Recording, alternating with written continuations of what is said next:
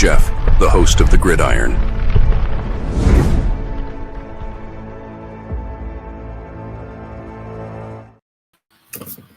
Welcome to the Gridiron, baby! If you can give this video a thumbs up or maybe share this video, that would be absolutely freaking phenomenal.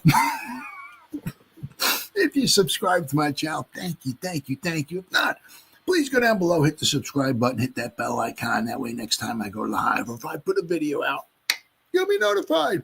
And it's free of charge. It's totally free of charge. What do you got to lose, right? But if you are subscribed to my channel, thank you. If you want to help support my channel out, in the description box below, I believe it might be the very top link. Takes you to my membership page. I got 3 different membership levels. Each one has their own little perks to them. So once again, if you want to help support my channel out, it would mean so much to me. And I thank you in advance. Thank you. And finally, just underneath that, there's another link. It takes you to my Facebook group. It's called the New York Giants, the Gridiron. It's my Facebook group.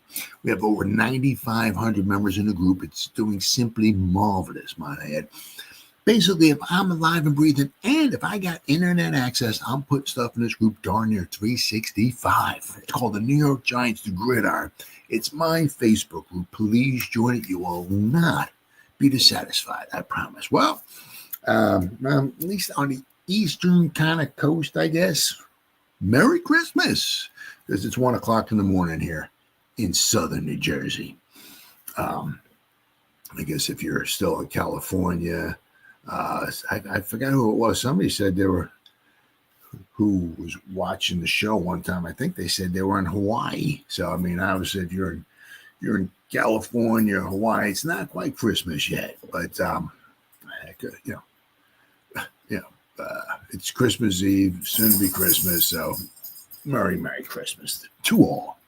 Or shall I say, maybe also happy holidays, because not everybody celebrates Christmas. So, whatever you celebrate, happy holidays. Hopefully your holidays are much better than the New York Giants season is going. Let me tell you that much. But apparently everything came back. Good old Drew Lock here, Mr. Pick Six. So it looks like he's going to get the start against the Colts this upcoming. Obviously, we're going to go a little more in depth and detail about obviously each game as the weeks go on, this week and next week. But these are, obviously these are 2 huge games coming up for the New York Football Giants. Now, obviously ain't telling nobody nothing. If we lose them both, boom, we're guaranteed number 1. You don't know, a lot of things you don't know. Obviously, I'm going to be talking about, some of the possibilities, a little bit later in our program here, as far as what might happen all and everything. But there's 2 huge games. This one here is huge, possibly for the Colts, because I think they're still fighting for their playoff lives. Let me see here. Hold on. I had a thing here. I pulled up the NFL playoff picture. The Ravens and the Hunt. They're on the bubble. Current. They'll have a 20% chance. These teams would be on the outside looking in if season ended today. So the Colts actually right now are number 8.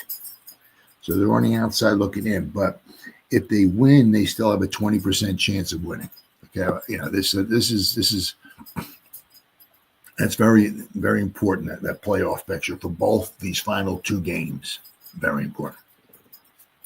So the Colts apparently need to win, and they need help. But this is a big game for the Colts. So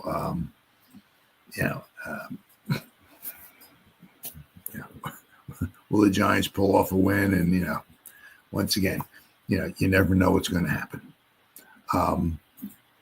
If I said this before, if all the bad things that's happened against the Giants this season, and there's been a lot of bad things, right?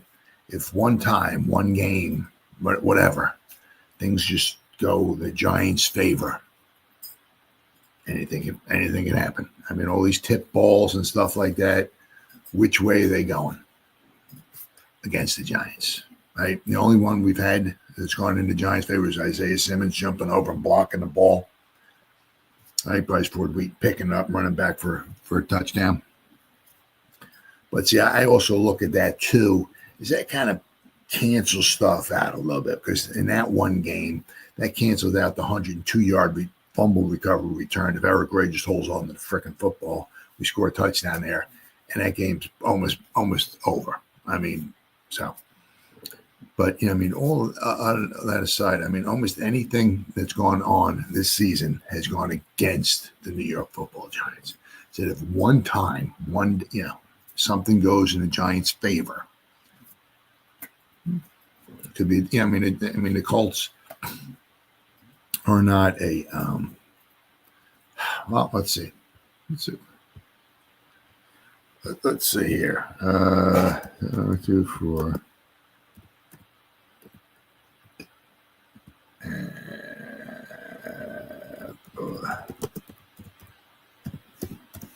No, they certainly put up some points. That is for sure. They're 7 and 8. You know, I mean, so I mean, it's not a phenomenal division they're in, the AFC South. They're 7 and 8. The Texans are clearly the better team there. The Colts, let's see what they got. Points for. They average 21 points a game. Points against, they give up 24 points a game. Okay. So they give up a lot of points. But they do score points. I mean, the problem is for the Giants is the Giants don't score any points. So, but, well, that's why they play the games, right? But as of right now, Mr. Pick Six, Drew Lock, obviously his throwing shoulder, he, I guess, he came up after the game was over. He was sore and all of that. So they go and take him an MRI, and apparently everything was fine. So at least we're not changing quarterbacks once again. Drew Lock will be back in there again. So, but there is other, obviously, some injury news, and of course, unfortunately, the Giants had to wind up putting somebody else on the IR. Shocking, I know. It wouldn't be a season of Giants football if they didn't have to put somebody on season-ending IR every week.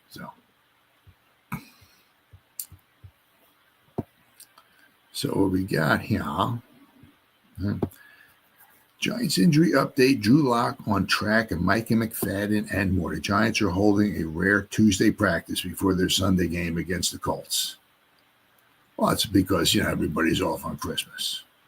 Except also keep in mind, too, don't forget there's 2 games on tomorrow. You got these rare Wednesday games, and the 2 really good games, really, really good games.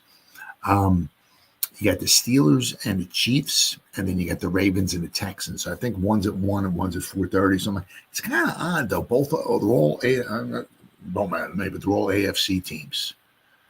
Sometimes you figure you get like a couple NFC teams and a couple of AFC teams, whatever. But it is what it is. But looks like it could be 2 really, really good teams, because I think the Steelers are at home against the Chiefs, and then you got, I think the Ravens are on the road against the Texans. So those are, really, really big games, really big games. So, Brian Daboll said that quarterback Drew Lock, who underwent an MRI on his throwing shoulder Monday, is on track to play Sunday when the Giants host the Colts in the regular season finale in their home. It says here, when the Giants host the Colts in their regular season finale. I guess they mean their home regular season finale, not the season finale for the season, because the Giants still have another game to play. So I'm not exactly sure here. But Locke is coming off a rough outing, shocking, last week against the Falcons, in which he went 22 out of 39 for 210 yards, but also threw 2 pick sixes that directly gave him 14 points. And then he had the fumble, right? And shortly after that, the Falcons scored another touchdown. So, but I mean, you take all, you got to, obviously turnovers are huge. As I said, 14 points directly off of the two interceptions. Let's see. Daboll said that Locke stays with Locke to maintain some continuity in the cadence and rhythm of the rest of the offense. I mean, hopefully the Giants don't come up with like another double-digit penalty performance either. In other Giants injury news, inside linebacker Micah McFadden was among several Giant players not slated to practice on Tuesday due to injuries. McFadden has 107 tackles this season, 60 solo, suffered a burner in Sunday's loss, and his status for Sunday is unclear. Others not slated to practice on Tuesday, including Tyrone Tracy, John Michael Schmitz. Daboll said that they both aggravated existing ankle injuries, so they're just going to give him some time off. Schmitz is in a walking boot, which is not a promising sign for his availability on Sunday. Aaron Stinney is also still in the concussion protocol. If nothing changes with these two players, look for Austin Schlotman, however you want to pronounce it, whose 21-day window is ongoing, to be activated this week to provide interior offensive line depth. Receiver Malik Neighbors with a groin and a hip, cornerback Greg Stroman with a shoulder and a shin, cornerback Drew Phillips with a shoulder, defensive lineman Corey Durden were also held out of Tuesday's practice with their respective injuries. Finally, defensive back, unfortunately, Raheem Lane, whom the Giants signed to their 53-man roster last week, reportedly suffered a torn meniscus in last week's game and will finish the 2024 season on injured reserve. Lane is in his first season back this year following a torn Achilles he suffered in 2023 as a member of the Chargers. He appeared in 2 games with the Giants and finished with 3 tackles, all solo, all of which came against the Falcons last week. Giants are practicing Tuesday, but will be off on Wednesday, obviously, for Christmas. They do not have to file an injury report until Wednesday, since their game is on Sunday. So there was a picture too. I think, yeah, here it is, right? Raheem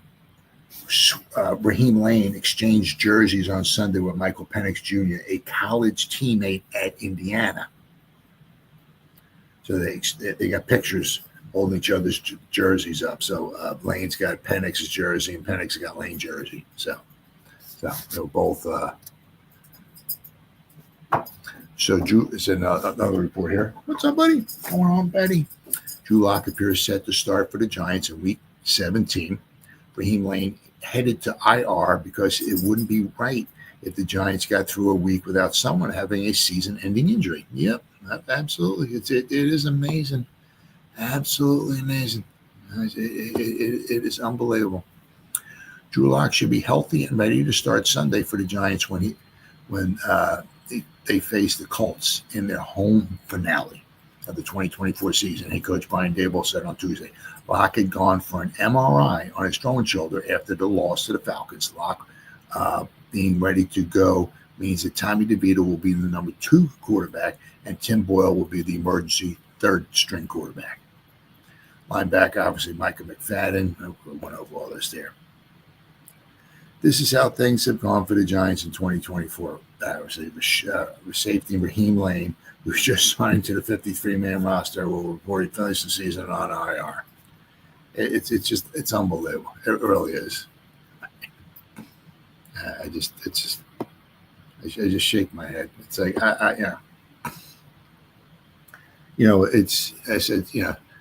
you have all these aspirations and this, that, and all that other stuff and all, but see, the one thing is you don't know. You just don't know.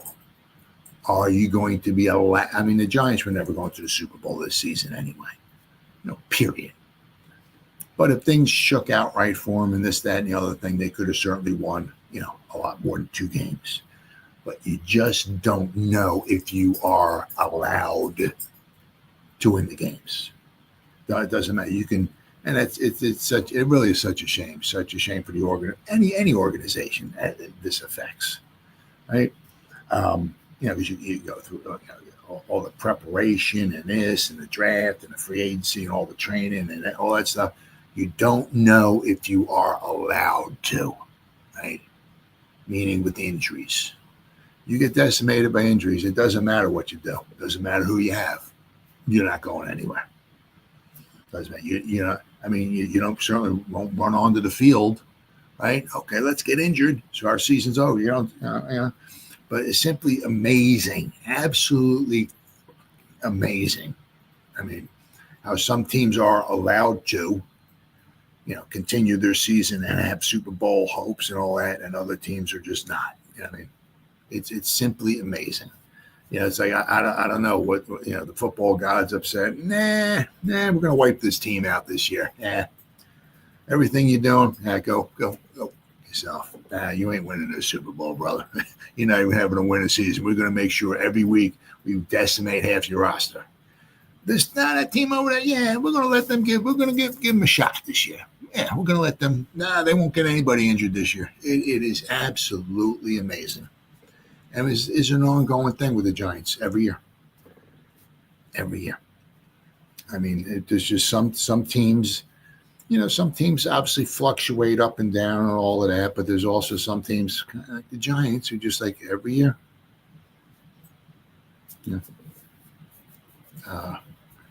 Far too often get just riddled with injuries. I mean, the Giants didn't even have a chance this year. It didn't matter wouldn't have mattered even if they had Saquon. Wouldn't matter if they had Daniel Jones. It's just all these injuries. It's just unbelievable. As I said, I understand injuries happen to all teams, of course. Yeah. But it's just amazing how, some teams are just totally riddled with injuries. I mean, the one thing would be with the Detroit Lions this year. To me, they're the best team in the NFC. They may not be allowed to go to a Super Bowl because their defense is totally decimated by injuries. Totally. Now they gave up 17 points, I think it was, to the Bears this past week.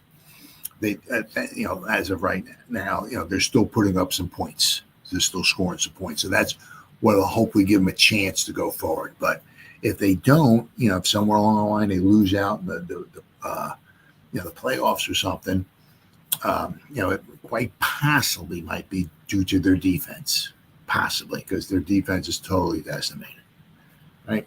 As I said, other teams, allowed to stay relatively healthy, and other teams are just totally decimated. So, it's a shame because, I mean, you got maybe the best team in the NFC, and they can score up some points, but it's said, once again, they may not be allowed to because they're I mean, if you saw the Thanksgiving game, I brought this up multiple times. If you saw the Thanksgiving game against the Bears, right, it looked like every other play on defense, somebody for the Lions, and they were injured going into that game. Their line, their defense, and Aiden Hutchinson's out, right? Oh, yeah, but it was like almost every other play when the Bears were on offense.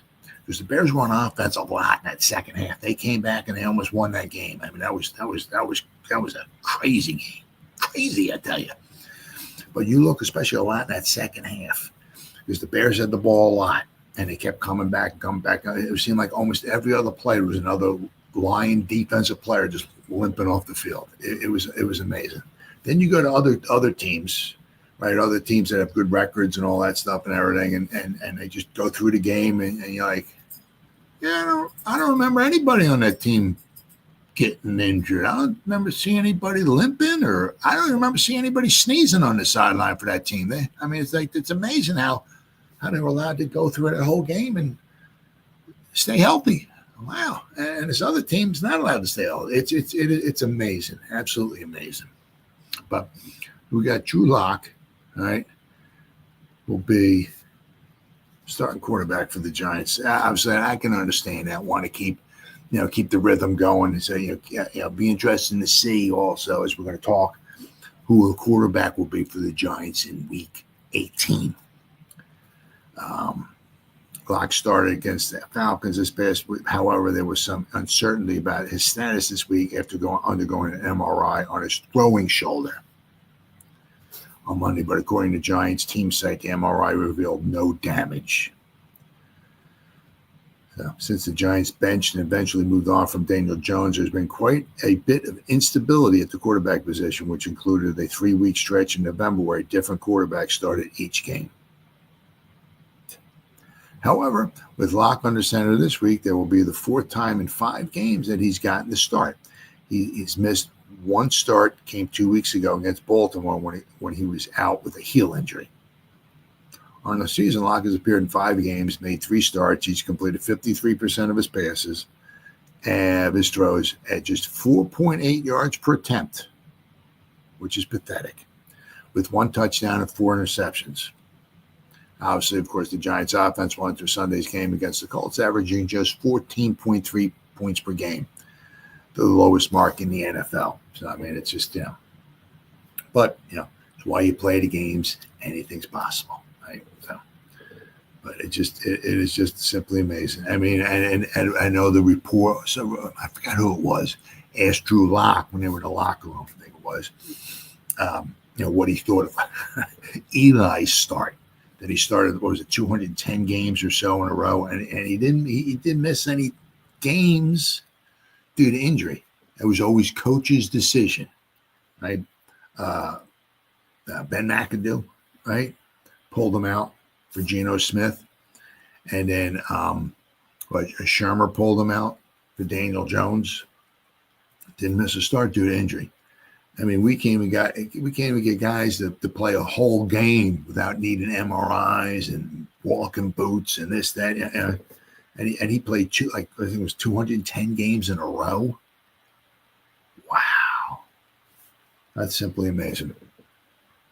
Simply, absolutely amazing. So I saw this. Unfortunately, it's like I mean, absolutely, the Giants are on the brink of making this year even worse. I mean, it's just some statistical, things that might happen to the Giants, after the season's over with. Other than the maybe being 2-15, I mean, still regardless, there's other seasons where I guess maybe their winning percentage, might be bad, but I mean, they've had other 2-win seasons. But I mean, nothing compared to the 112-1 team from 1966. That team in 1966 actually had a not too bad of an offense. The defense gave up like 35 or 36 points a game in 1960. The defense was horrible, really, really horrible. I mean, they could put up some points, but their defense was really, really bad. But so I saw that this year. This is, I mean, the Giants, the season of futility. Oh, boy.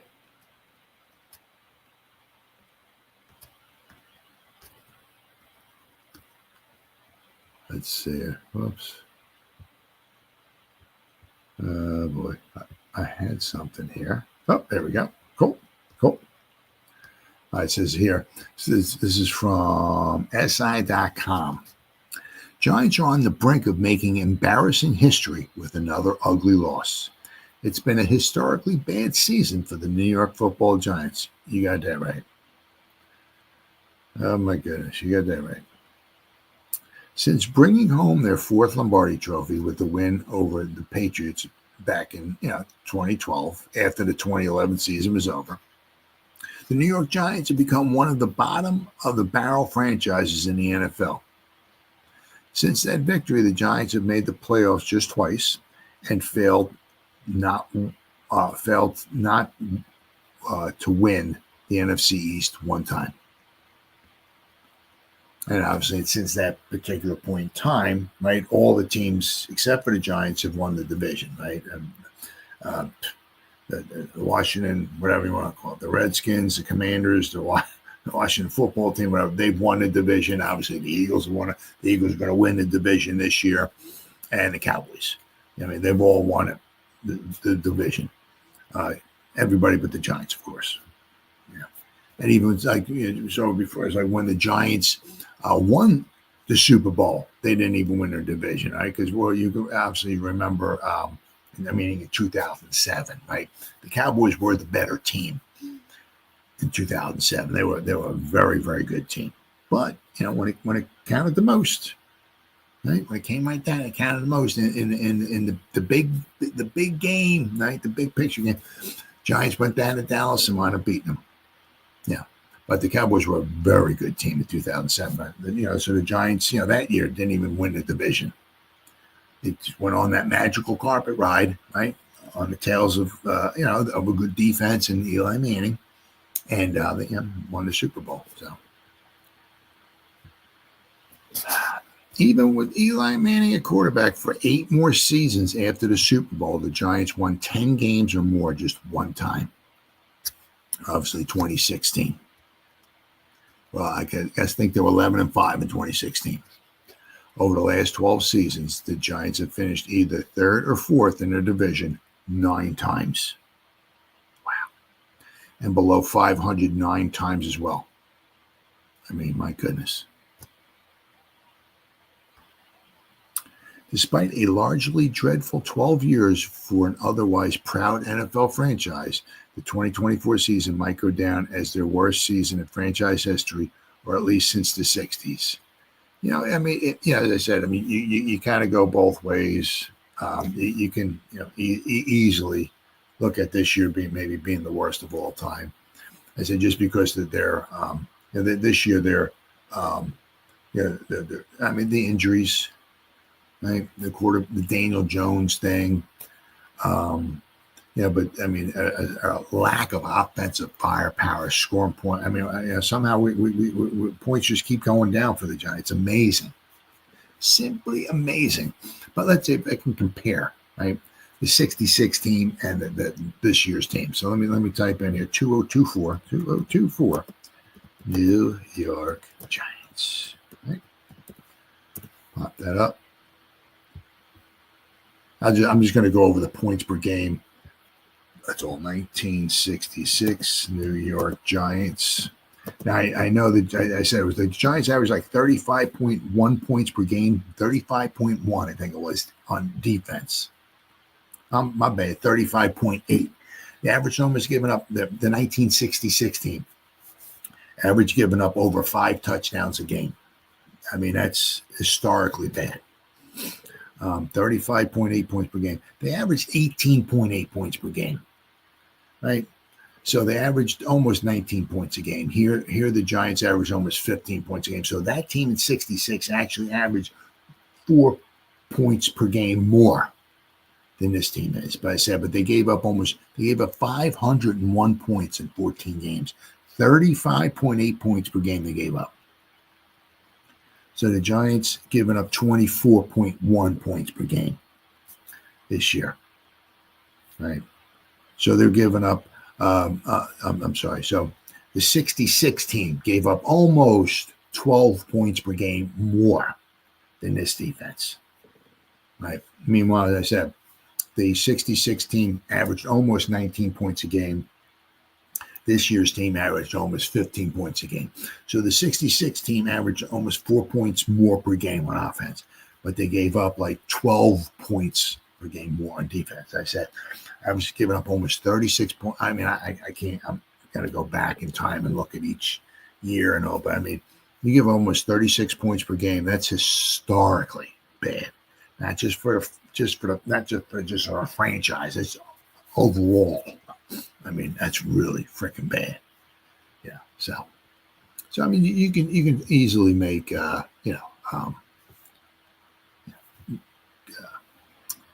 reasons why this 66 team is the worst. You can certainly make reasons why this team's the worst. I was alive for 66, but I didn't see any of the games.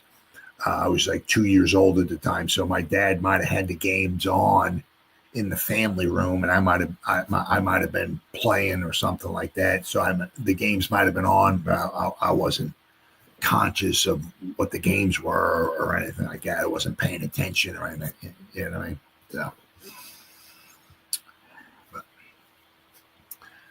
So at 2-13, right, and following a blowout loss to the Falcons, the Giants have lost a franchise record 10 straight games, and that didn't even happen back in the 66 season. They were on track to finish the worst record in NFL for the first time since before the NFL-AFL merger in 66, when they went 1-12-1. The year prior was the last time the Giants held the number one overall pick in the draft. If the current standings hold, the Giants will pick first in the 2025 NFL draft.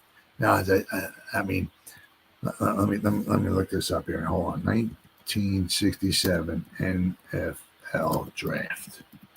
Because the Giants held the number one pick there. The thing is that they traded that number one pick after the 66 season.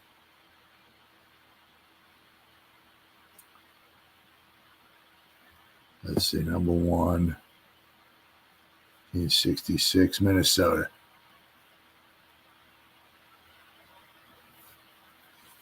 Yeah. So Minnesota had the number one pick in the NFL in the 67 draft. But the Giants traded away their pick in their first round pick in 67 because they got Frank Tarkenton from Minnesota. So they traded away their number one pick. So that 112-1, their number one pick in the 67, they traded that away. So they never actually had that one pick in the draft because they got Frank Tarkenton from the Vikings. So they traded away their draft pick. The nice thing was that they traded away, right? So they traded away some draft picks. They traded away some draft capital, but they got themselves a future Hall of Fame quarterback. The problem was he only, they traded away a bunch of picks. He was only there for 5 years, 67 to 71, and they just didn't have a good team, a really good team around them. They didn't build a real good team around them. He had one real good season. In 1970, they were 9-5. They were 9-4. Final game of the season, Yankee Stadium. They played the Rams. If they would have won that game, they would have finished 10-4. I believe they would have won the division and gone to the playoffs. They lost 31-3, so they got knocked out of the playoffs. But anyway, Frank Tarkenton, so they traded away their pick from 66 after the 66 season. They traded that one away to get Frank Tarkenton. They needed a quarterback, and they got themselves a quarterback, but they just did not have a really good team around them. So it is what it is. But so the Giants are on pace here, right? Let's see. So we got on the brink of history. The worst outright record in the NFL was 1960 for the Giants. It's 1966. So we're going back like almost 60 years. All right. So you got to go back 60 years since basically the Giants had the worst record in the NFL. Now in 72 and 73 was interesting because 72 and 73 were the only time in NFL history you had back-to-back one-win seasons from the Houston Oilers. Right? 72-73, Houston Oilers won one game both seasons. So in 73, when the Giants only won two games, they didn't have the worst record. Right? 74, they had two. They were 2-12.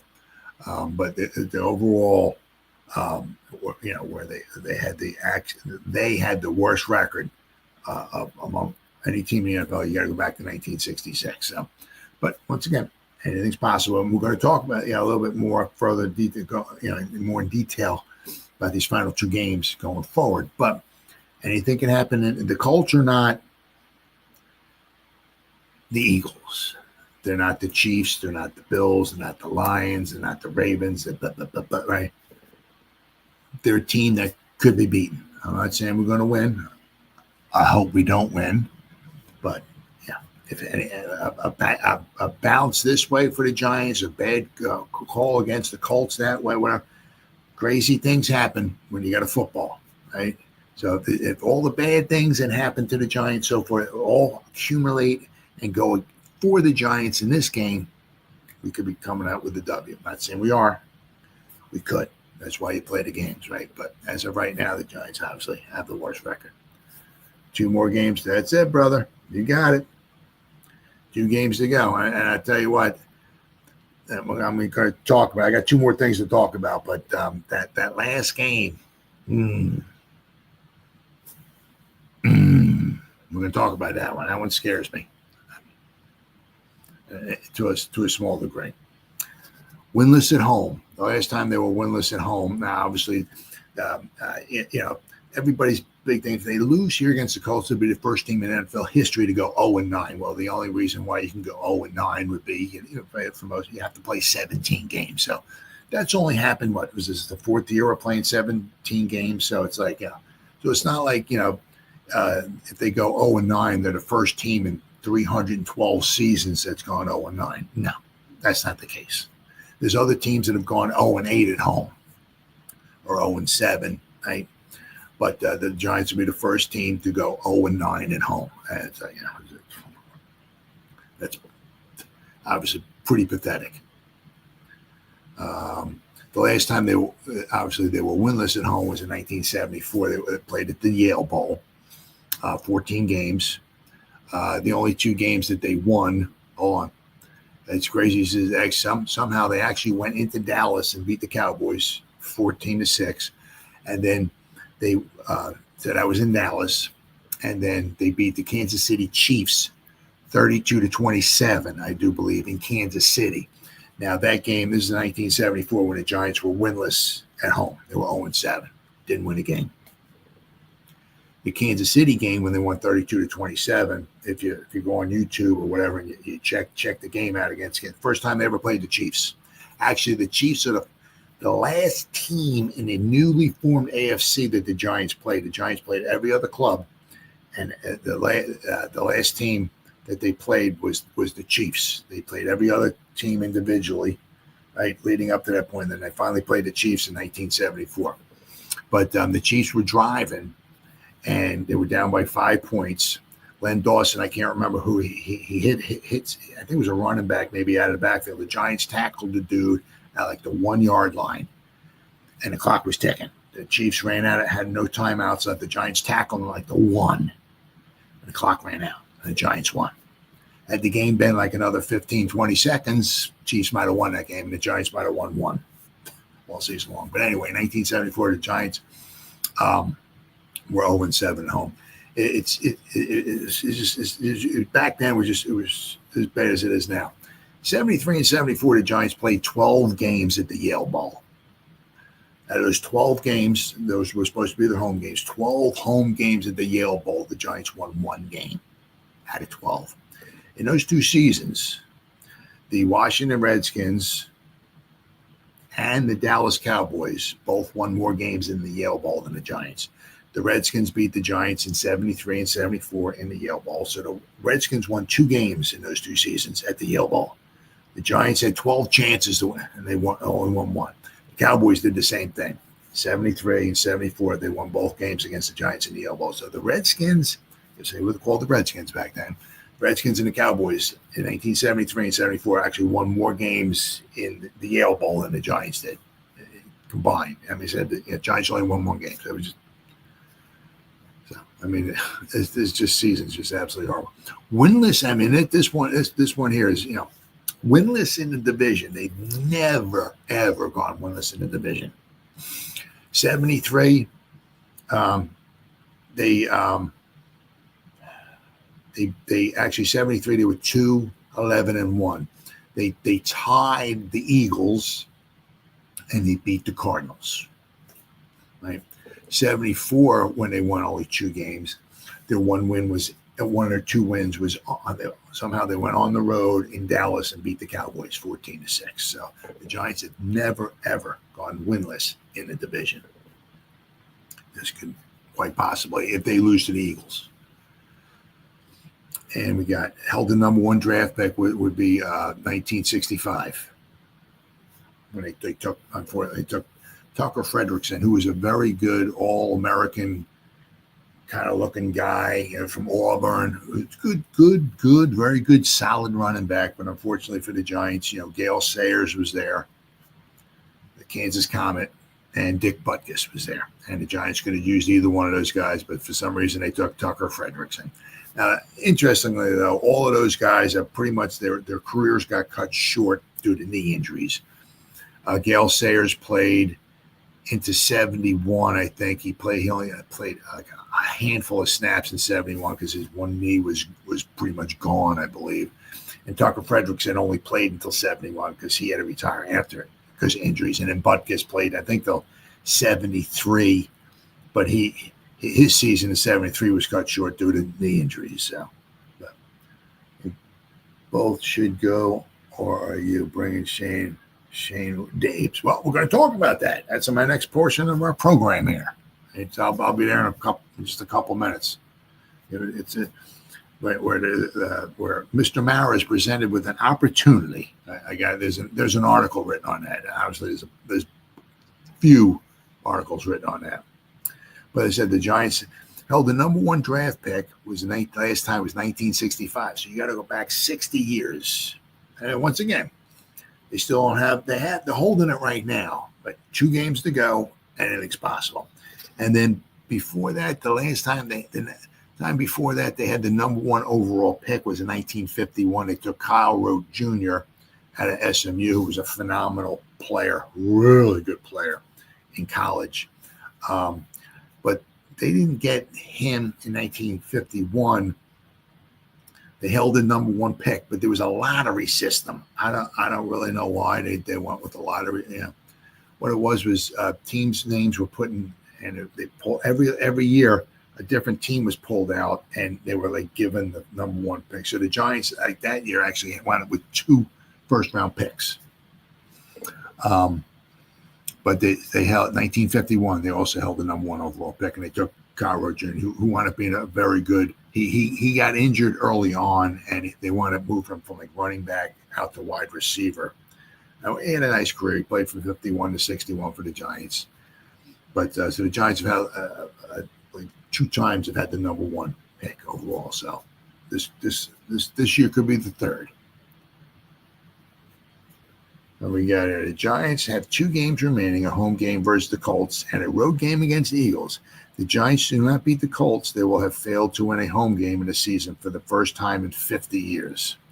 If they do not beat the Eagles, they will also go winless against their own divisional opponents for the first time in franchise history.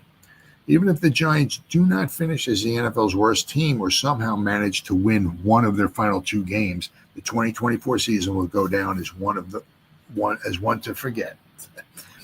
After letting Saquon walk and then sign with a division rival during the offseason and parting ways with former number 6 overall pick Daniel Jones, the Giants have looked hapless nearly an entire season, succumbing to perhaps their most disastrous season yet. It's if obviously if you say this is the most disastrous season, I can, certainly not going to argue with you. We're living through it. As I said, you can look at the 73 season, the 74 season. I watched those games. The 66 season, I was alive for them. I don't remember watching them, but there's not many people that can really sit down and talk in depth and detail about all those games and stuff like that, because you're going back 60 years. So if you'd actually have watched the games in 66 and remember watching the games in 66, you got to be 65 to 70 years old. So there's only a small percentage of the population that's out there that remembers those games. But but we're all living through the pain. And what makes it even worse is this is 17 games. Back then it was 73, 74, 66. Those were 14 game seasons. But regardless, those teams back then were just really bad too. Really, really bad. So, but now we talk about this. The Giants are presented with an opportunity, or shall I say, Mr. Mara is presented here with an opportunity. What to do? It's he's got 3 options, right? He can, if he's going to make a move. Right, if he wants to make a move, right, or let's say, there we go. Oh,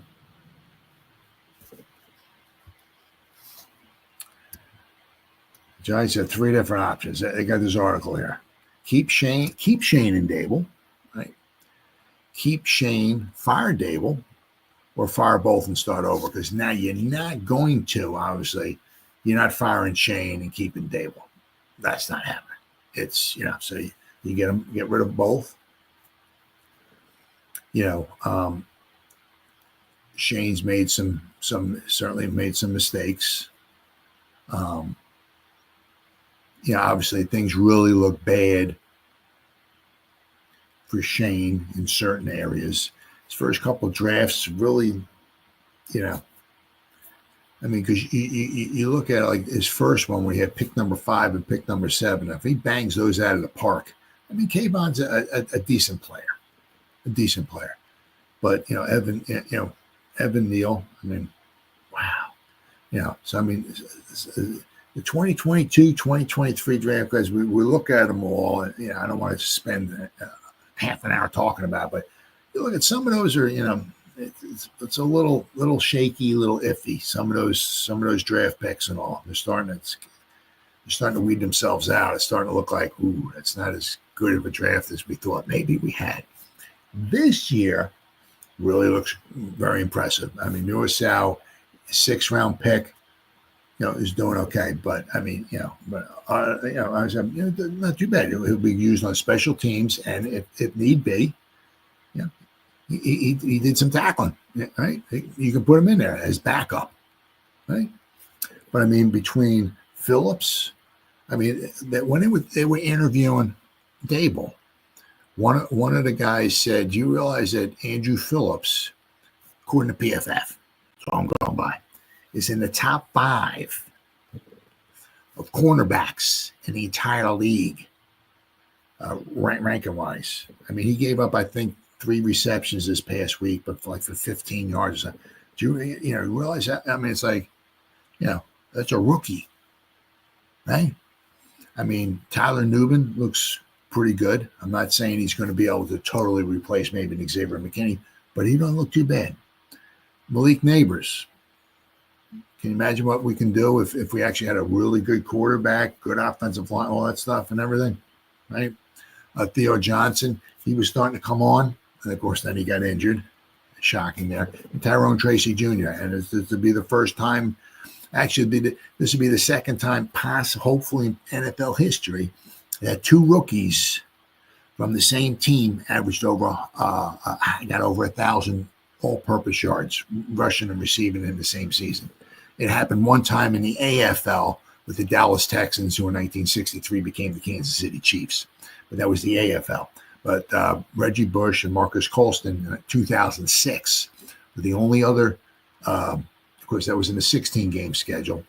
But with any kind of luck, this week here, Malik Neighbors and Tyrone Tracy Jr. should eclipse the 1,000-yard mark with any luck, right? But Shane did a really good job this year with the draft. And just some things are just, of course, the Saquon Barkley thing, that looks absolutely horrible for us. But Shane held to his guns, right? You go back, I'm not saying they're not going to win the Super Bowl and not like that, but if you go back and look past however many Super Bowl winning teams, you look at what their running back costs. Not much. You don't need a $15 million a year running back to win a Super Bowl. You don't, right? The Eagles do it because the Eagles, it's the land of no salary cap. They have all they do is they bring in these guys and they put 4 void years on the end of their contract. So after their contract's up, they're still paying them money. They just push all the money down the road. They're the worst team in the NFL as far as that, right? Would Saquon be doing, with the Giants what he's doing with the Eagles? Absolutely not. Of course not. So it really makes Shane look bad because you put Saquon behind a good offensive line. Look what he can do. And same thing with Xavier McKinney. Now, Xavier McKinney over the past 10 games or so has only had 2 interceptions. What makes it really look bad, of course, is that the 5 interceptions he got the first 5 games. So he has 7 interceptions. So that makes it look really hard. But if you look, right, of course, obviously you want interceptions. Don't get me wrong. Give me some interceptions any time of the week. And you get 7 of them from Xavier. Way to go, brother. Good job. Way to go. But but Shane held to his guns. He has a certain price tag, and he wasn't going to pay $17 million for safety. Is what it is. But if you also look, right, our rookie Nubin has more tackles, a lot more tackles than Xavier McKinney does. He has like 20 or 30 more tackles than Xavier McKinney does. And Newman's hurt. He ain't playing no more, right? Happy holidays. You too, brother. You too. Yeah, so he held to his guns. But we brought in Burns. Now, nobody's talking about that, right? Yeah. Right? Burns has been banged up, nicked up ever since training camp. All the dude goes out there, and he doesn't have 800 sacks. I get it. I think he has 8. But the man has gone out there every freaking week and balled his butt off. Yeah, nobody's talking about that. Why? Because that would be something positive. Nobody's talking anything positive, right?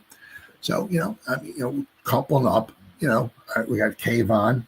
I wish, he'd get some better production, but, you got our 2 edge rushers with Sexy Dexy, Shane is putting a premium on certain positions, right? And defensive end is one of them. So he's holding to his guns. Now we could have no edge rusher, and we could still maybe have Saquon and McKinney, and still not going to the Super Bowl, right? But he signed Burnsy to a contract, right? We got him for a few years. Now we have our edge rushers. Now it'll be interesting to see what they wind up doing with Kayvon going forward. But but anyway, I'm getting off track here. So interesting to see. I mean, you're not getting rid of Shane and keeping Daboll. Shane has made some mistakes, but I mean, all these injuries. I mean, how much is that on Daboll? How much is that on Shane? Right, all his injuries. Right. The one thing I will say is that with Daboll, I mean, he can probably do some really nice things. If we get ourselves a quarterback, if he really has some convictions, honestly, with either Ward or Shedeur Sanders, right? I mean, I'm sure he'll probably do some nice things about that. The one thing that just kind of bothered me is that when everything was going well, and everything went the right way for the Giants, things looked just 2 years ago. Things just really, really looked hunky-dory. But just as time goes by, it's just like he just doesn't seem to have answers. It's like when things are just going bad, it's just, he doesn't, he keeps saying a lot of times the same thing. He says, like what Joe Judge used to say a lot was, what happened on this play, Coach Judge? I got to look at the tape. That's all Judge used to say. I have to look at the tape. But I mean, with Daboll here, it's like, we just weren't good enough. That's on me. And then the next week we lose 30-7 to the Buccaneers. Yeah, we just weren't good enough. That's on me. Then we lose, 35-14 to the Ravens. Yeah, we just weren't good enough. That's on me. And then we lose this past week. We score 7 points, to the Falcons. Yeah, we weren't good enough. That's on 34-7. Yeah, it's on. I mean, say, he just seems, sometimes he just seems like he's outmatched. It just, all I know is that if you're a really, really good coach, right? You can take a real bad situation, maybe not win the game, but make it competitive. Even, all coaches go through, if you're in it for any length of time and all coaches go through periods where they have injuries and all that stuff. It's just that sometimes he just seems overmatched. I mean, I know our quarterback situation is not great and all that, but it's just, I said, I brought this up one time. I can't remember if it was 97 or whatever it was. Coach Parcells with the Jets. First game of the season, their quarterback. Then he tests the bird. He goes down. He gets injured. I think he's out for the whole season. They had to bring in their backup. Their backup quarterback was their punter, Tommy Tupa. They brought their punter in, and they almost won a football game with a punter. He was their backup quarterback too, but he was their punter, and they almost won a football game. You take a bad situation and somehow you work it where you almost wind up winning the football. You know what I mean? But Dave just does not seem to really have that. It's just, I don't know. He just seems overmatched at times. So we got here. So interesting here. This article here is from Big Blue View. Giants might end up with saving grace of this wretched, embarrassing season for a once proud franchise that has clearly lost its way. The Giants' one-sided, pathetically played 34-7 loss to the Falcons, combined with the Raiders' loss, leaves the Giants is the only 2-win team in the NFL through 16 weeks. That means, of course, that the Giants currently have the number 1 pick. That is something no one can take away from them. There you go. Unless they manage to win one of their final 2 games and perhaps end up taking it away from themselves. Hitting that rock bottom for the first time since 1965, 50 years ago, might end up being the one thing that finally provides the Giants a ticket to potentially end the disastrous path they had been on since they won the 2011 Super Bowl. Of course, the Giants will have to do better with that number 1 pick if they manage to keep it than they did 50 years ago with Tucker Frederickson. He was a good back. He was a good receiving back, but Gale Sayers was there, Dick Butkus was there. They only named a trophy after Dick Butkus in college for a reason. The guy was unbelievable, and they decided to go to Tucker Frederickson with the first overall pick. And even the 49ers in 65 had the number 2 overall pick, and they still whipped. They took Ken Willard. He was a running back as well, too. So 2 running backs got taken right in front of Butkus and Sayers. So the 49ers kind of whiffed, and the Giants whiffed in that 65 draft. Frederickson, with a career interrupted by a major knee injury, averaged 3.4 yards per carry over 6 middling seasons in the NFL. He played from 65 to 71. The Giants had only 1 winning season during his career. In 1970, they finished 9-5. That was a magical season. Tarkenton was there, Ron Johnson was there, and Tucker Frederickson was there was our 2, Johnson and Frederickson. They were healthy the whole season. Johnson, 1970, was the first Giants to rush for over 1,000 yards. Tucker Frederickson had a really good year. Didn't average a lot of yards per carry, but Frank Tarkenton had a nice season throwing the ball. And the Giants, I said, were 9-4. They won their final. If they won the final game of the season, they would have finished 10-4. I believe they would have won the division and gone to the playoffs. But they were up 3-0 over the Rams, and then they lost 31-3. And then everything just, the roof fell in on the Giants. But anyway, Giants are careening toward the opportunity to have their choice of quarterbacks build around in the 2025 NFL draft. They might be able to get the player they want without the number 1 pick, but having it would guarantee that they would player they desire the most. I still don't believe the Giants are intentionally tanking. If that was the case, why would Malik Neighbors and Brian Burns, the best 2 players left on the injury-ravaged roster, be continuing to drag themselves to the field despite each dealing with a number of injuries that they are? Tell you what, man, you got to give Malik Neighbors all the. He dropped a couple passes here and there, but you give that freaking guy all the credit in the world, man. He's playing on a worst team in football, and all he does each week, it ravaged by injuries, he just keeps going out there and balling. Same thing with Brian Burns. 2 thumbs up to those guys, man. Great job. I'm happy they're on. I'm really happy both those guys are on the team. This team is simply bad. It simply isn't capable of much more than what we see on a weekly basis. The arguments that rage around the Giants media and the fan base are twofold. Which quarterback is the right one? Is it Sanders? Is it Ward? Jalen Milroe? I don't know about that, but should Joe Shane be the GM who gets to make the decision? And should Brian Daboll be the head coach who gets to try to make it work? Whoever wrote this article said, I don't know who co-owners John Mara and Steve Tisch will ultimately decide to do. They have 3 choices. One thing is keep Shane and Daboll, because you got to look at it, right? Is that they've never had their own quarterback, right?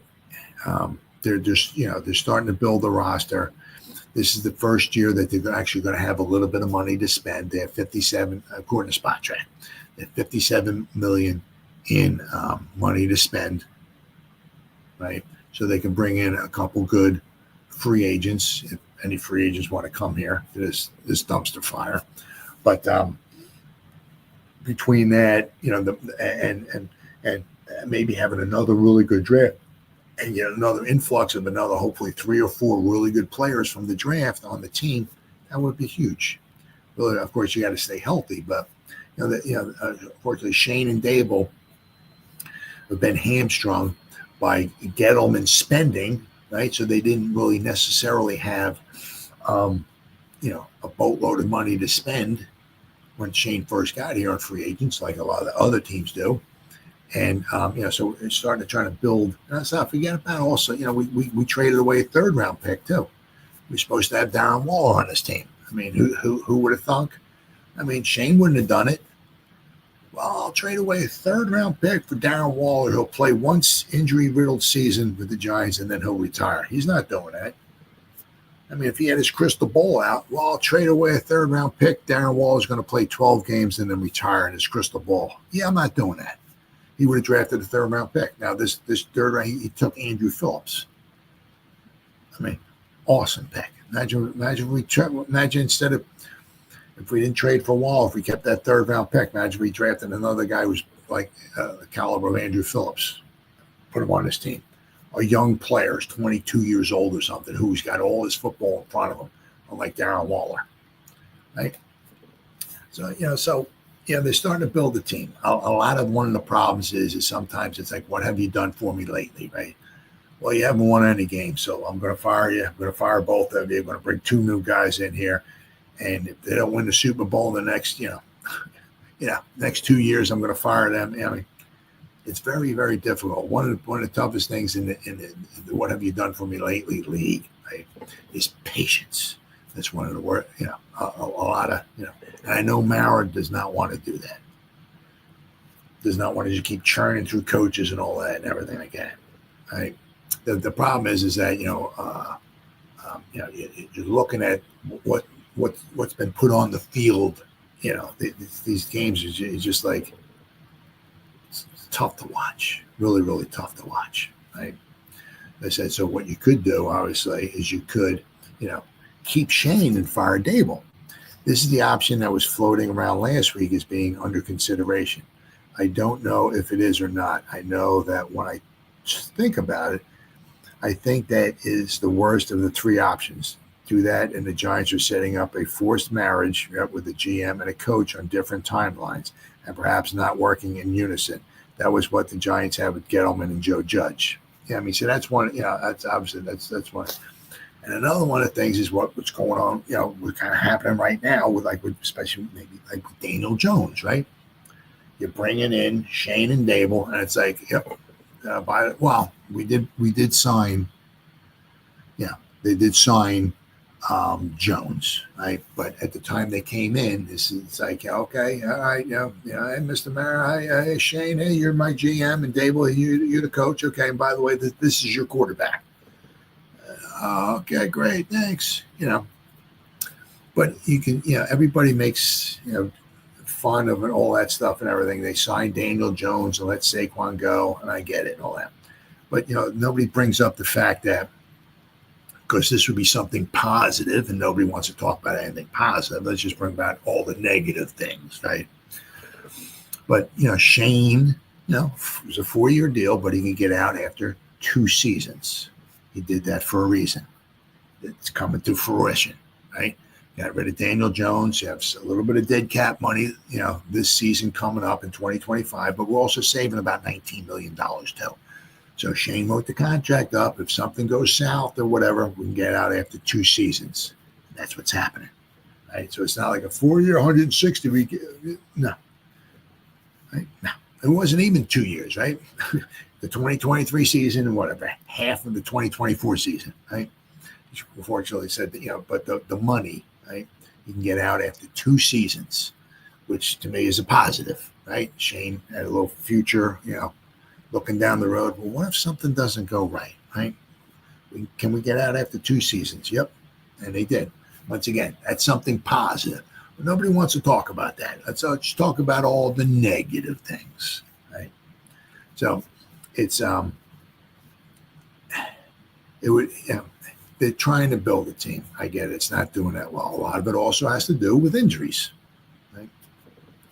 But, what's going to happen inevitably is that also if you do bring in a new GM and a new coach, they'll have their choice. If they're enamored with Ward or Milroe or Sanders or one of these other guys, right, they'll have a chance to bring in their own quarterback, draft their own quarterback and work with it. One of the problems is that they're going to look the GM and all that. They're going to look at the roster and it's like, they're not my guys. Yeah, a lot of these guys I don't want here. I'm going to start getting rid of these guys and bringing my own guys in. And then you go through this all again. right? And if after 2 years or 3 years or so, if things aren't flourishing or whatever, you get rid of those guys and you bring in 2 new guys. It's so it's really kind of stuck between a rock and a hard place. You get rid of Shane and Daboll and bring in some new guys and start this all over again. The one weak spot, as I said, I know, I said Shane doesn't look good, especially a lot of it also has to do with Hard Knocks. Because he was out there on Hard Knocks. Like, you don't pay a $40 million quarterback to hand off to a $15 million running back. You don't, I mean, that made him look really bad, right? But he stuck to his guns, right? He has his values, right? And he's sticking with it, right? I said, Saquon would not be doing with the Giants what he's doing with the Eagles this year, because the Eagles have a good offensive line. They have one of the best offensive line coaches in all of football. They have 2 number 1 wide receivers, right? Good quarterback, good tight end with Goddard, and of course Saquon. And I said the Eagles do not have a salary cap. They just keep bringing guys in, they pay them whatever, and they just put a bunch of void years on the end of their contract. So after they're gone, I mean, Jalen Hurts, the Eagles owe Jalen, as of right now, like $97.5 million in like 2028 or something like that. Why? And that's when his contract's over, because they just push all the money down the road. The Giants don't do that. Shane does not want to do that. Ruin the salary cap for year after year. Does not want to push all the money down the road, right? Like the Eagles do. The Eagles are in a win now mode. All the chips in the middle of the table. And if the Eagles go another couple of years and they don't wind up winning the Super Bowl, right? Yeah, they're going to have to start all over. And as I said, they're going to have to bite the bullet because they got all this money pushed down the road. But this is what it is. All right. This path would make actually fire both and start over. This is what many fans want, including some going to the extreme of having planes fly over MetLife Stadium. It would be easy for the Giants ownership to choose this path.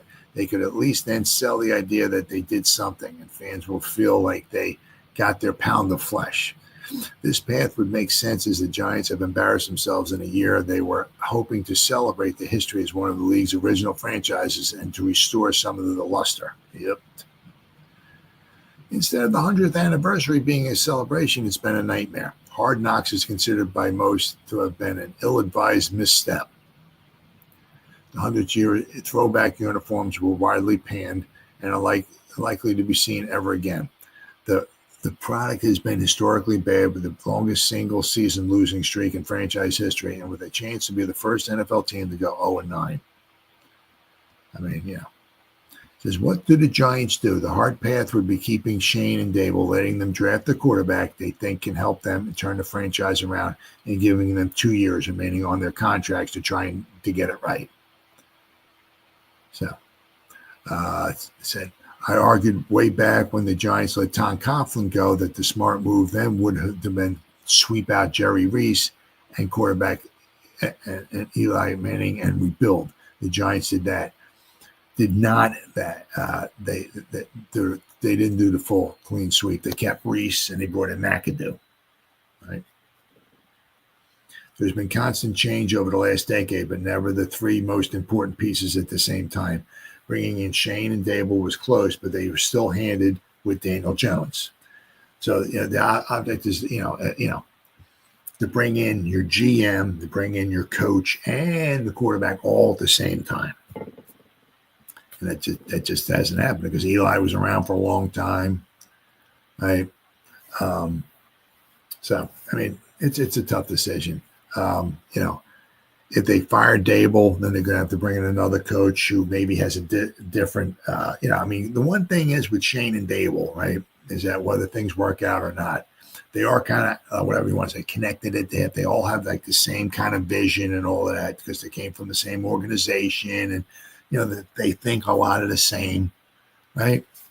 So, I mean, there's a lot of continuity there. They know a lot of times maybe what each one's thinking and all of that and everything. They get along really well, right? Unlike what Gettleman did and Gettleman and Judge, that was not a good mixture. That was like oil and water right there. Shane and Daboll, they get along, right? If you're going to get rid of anybody, I mean, if it came down to that, I would get rid of Daboll and keep Shane. But I don't know if Mara's going to wind up doing that. I think he's got the continuity going here. Between going to quite possibly give him a chance to draft their quarterback. They got some money to spend in free agency. Let's get a lot. We got a lot of players coming back next season. We're only going to lose a few players. Nobody's huge, what I can think of. Maybe Darius Slayton, Azeez Ojulari, Jason Pinnock, but nobody really, really huge. None of our building blocks, right? Let's see if we can bring in bring in our own quarterback, bring in some couple nice guys in free agency, and have another good draft, right? And throw on the roster that we have from this season, add it to them, and then maybe you get another good draft, another free agents, all that. Especially because the nice thing about it is if you got your quarterback on a rookie deal, draft him in the first round, you got him for 5 years on a rookie deal. That's huge as far as trying to build a team around the quarterback. That's huge. So if I'm doing any, I'm staying put. I'm going to let them draft their quarterback, let them keep building the roster. Give them another couple of years because they apparently got a 5-year contract. And let's see what they got going on after that, right? And just hope and pray, get down, beg this sweet dear baby Jesus that one of these years we can stay healthy, right? And give ourselves a chance. Because, the Giants got blown out in quite a few of these games, but Giants also lost a lot of really close one-score games. So I'm Mara, I'm staying put.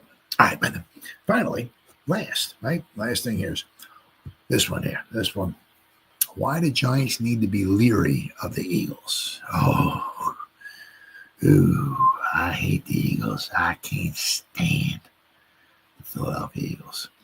Why do we need to be leery of the Eagles? Well, first of all, because they're absolute straight up scumbags. That's why. Straight up scumbags. Right? Absolutely. Right? That's why. Now, let's not forget, Peterson, in 2020, right, if the Eagles were to won that game, the final game of the season against, I guess it was the Washington football team at the time, or the Redskins, whatever the hell they will call them, 2020. If the Eagles would have won that game, the Giants would have, at 6-10, would have won the division. Obviously, they didn't, but the Washington wound up winning with a record of 7-9. As bad as that is, but the thing that got you, the thing that really pissed you off and all about that game, right, was that the Eagles, had a chance. The Washington was a better team then than the Eagles were, but the Eagles were at home. The Eagles, the only chance the Eagles had was by keeping Jalen Hurts in there. Okay. He gave him a chance. Well, whatever it was in the third quarter or fourth, whatever it was, Peterson pulled Hurts out, put their third string quarterback in there. And you can even see on the side of that Hurts is like, this ain't right. This ain't right. You can see it. Yeah, he's just shaking his head because he wants to win the football game. He's like, man, this ain't right. And he knew pretty much that the reason why was because the Eagles had a bad team, and if they won that game, they would have gone from, I can't remember, whatever, pick 6 or 7 or whatever it was. They would have jumped probably into the teens or something like that. They would have had a worse draft pick. So Peterson deliberately put his third string quarterback in there so they could lose the football game. They didn't want to win. Now, I'm not so sure if it was a dig directly at the Giants or because they didn't want to lose where they were drafted at. I don't know. But that certainly hurt the Giants. In the long run, it actually helped the Giants because the Giants didn't go to the playoffs and they would have got a worse draft pick and all that stuff and everything. So it helped the Giants. But at the time, it really rubbed you the wrong way. You're taking your starting quarterback out, Jalen Hurts. You're putting your backup quarterback in there, basically almost guaranteeing that you lose the game, and they lost the game. So Washington won the division and went to the playoffs. The Giants could have won the division and gone to the playoffs, but so that rubs you the wrong way. But then there's also the Devontae Smith thing, where I think the Cowboys were 10 in pick number 10, the Giants were 11, and the Eagles were 12 in 2021. I think we're 10, 11, and 12, something like that, whatever. Well, the Eagles traded with the Cowboys. They swapped picks because I think Gettleman was talking, or somebody in the Giants, whatever, were talking and think about how much they love Devontae Smith, right? And the Eagles wanted Devontae, so that what they did was they jumped right in front of the Giants, snatched Devontae Smith up, and of course we got Kadarius Toney out of it. But we still could have took. I would have took Micah Parsons, but we know what happened there anyway. But the Eagles jumped right. The Eagles made a trade with the devil, with Mr. Jones himself, with the Cowboys. So they swapped picks, so the Eagles could jump over them, grab Devontae Smith out of the grasp of the Giants, because the Cowboys might have took Micah Parsons. Giants would have Devontae Smith. I don't know who the Eagles would have wound up taking, but the Giants could have had Smith, who's a very good receiver, and he stays healthy. But I mean, that one kind of rubs you the wrong way too. So the Eagles have no problem trying to the Giants over. No problem with that at all. So which leads me to the things. Why do we got to worry about the Eagles? Well, the thing is that the Giants are in prime position, maybe to get their quarterback of the future for the next 10, 15 years, maybe, if one of these guys works out.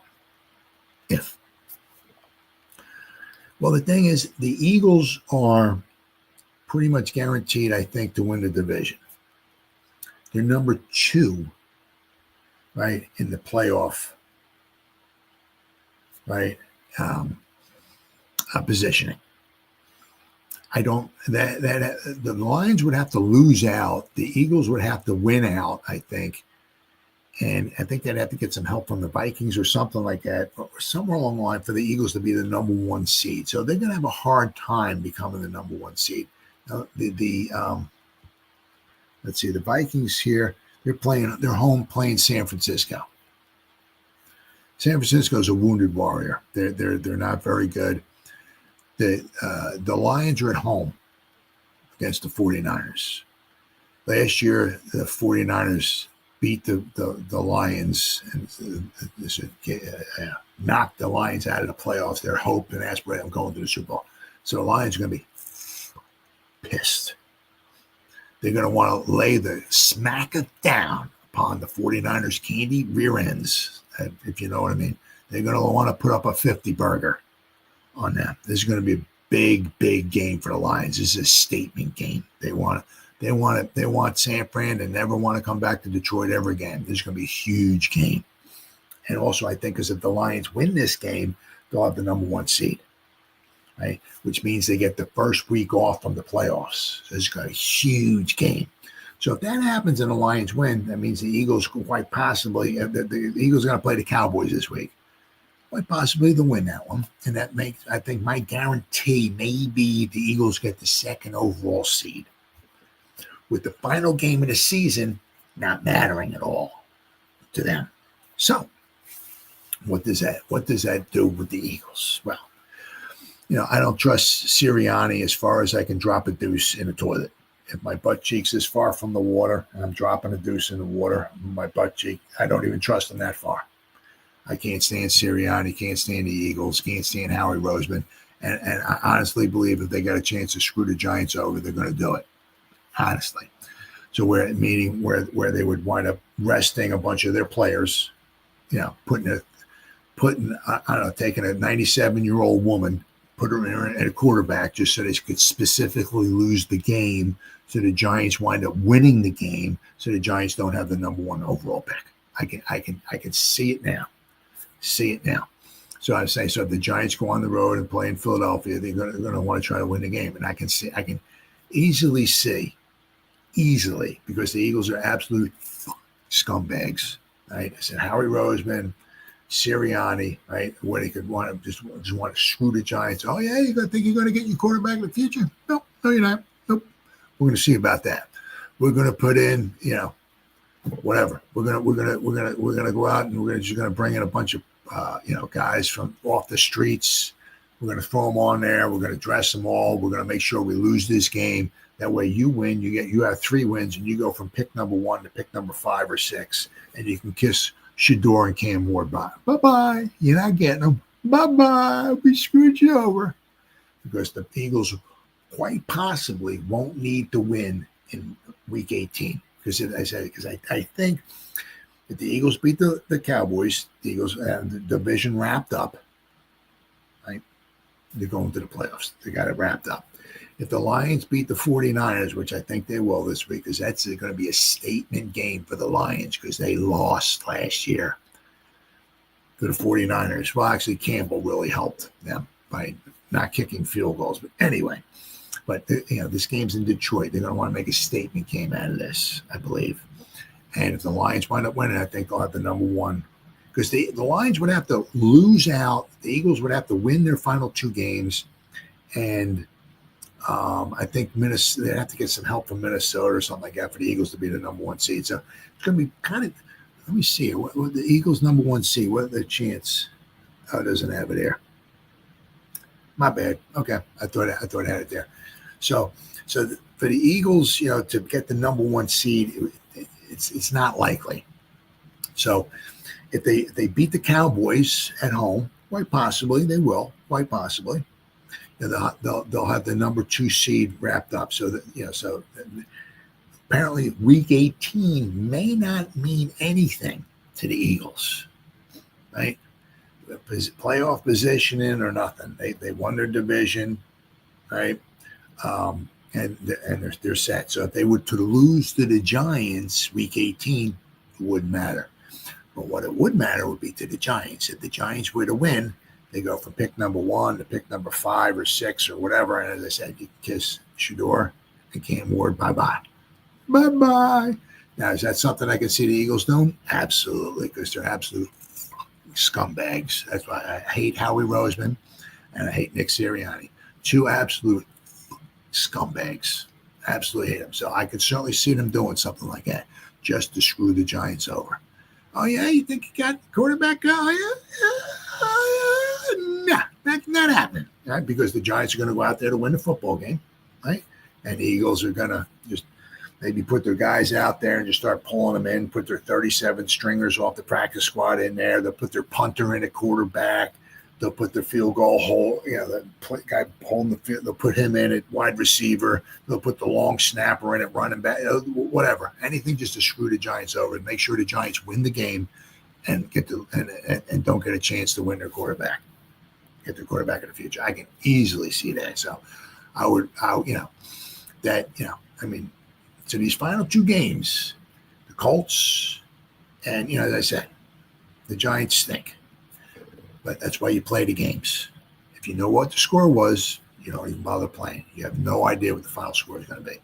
If by chance, right, all the bad things that's happened to the New York Football Giants over the whole season, it's been a lot, goes all the stuff that went against the Giants goes for the Giants in this one game.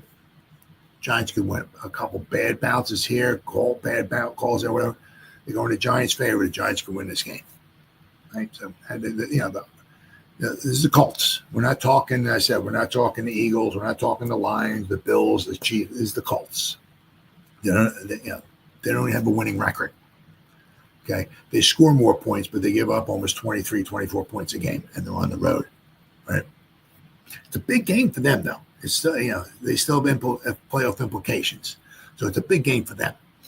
So it's going to be a huge game, but I said, if the Giants were to lose against the Colts, that last game of the season, as I said, you can see, you want to put Saquon in there to run all over the Giants, which would be, for the Giants, it might be a good thing. But I can almost see where they, maybe, where they wanted to start resting their players, give them a week off to rest up for the playoff push, right? Put a bunch of backups in there and wind up, losing the game. Maybe try to lose it kind of like on purpose, where the Giants wind up winning. I said the Giants, because the Giants' strength of schedule, the Giants were to win a game. It's like what happened with the Raiders. The Raiders were number 1. They win a game. They went from 1 to 6. Same thing happened with the Giants. If the Giants were to win a game, they would go from 1 to like 6 or 7 or something like that or whatever. And they're out of the quarterback market then.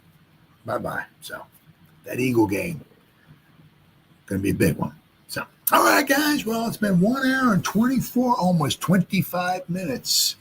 Once again, guys, Merry Christmas, Happy Holidays, whatever hopefully you guys have a wonderful, wonderful holiday season. Safe one. Enjoy it with your family. Only comes once a year. Enjoy yourself. So, once again, whoever spent any time listening to me live, thank you, thank you, thank you. If anybody's going to spend any time watching a replay of this, thank you so much from the bottom of my heart. It means the world to me. As always, you guys stay safe out there and go Giants. Woo! Oh, yeah.